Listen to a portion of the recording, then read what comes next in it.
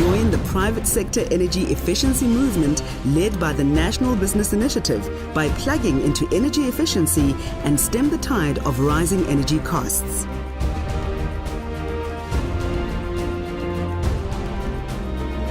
So if you look at energy, energy is a lifeblood of your business, because if you look at it, if you don't have energy, you don't have electricity, you can't operate your business. You can't produce anything, you can't manufacture anything. Even if you're in your office environment, what happens when the power goes off? If say you sit in your office and the power goes off, what happens? Eskom's doing load shedding. No, what typically happens in the office now? As soon as the power goes off, everybody goes home, isn't it?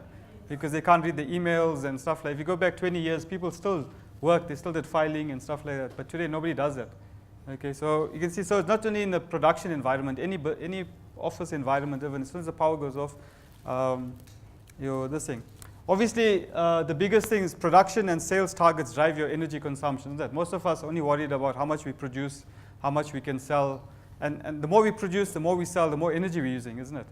And remember, when we talk about energy, I think a lot of you mentioned here when we discussed this morning, you want to save electricity and reduce your electricity costs.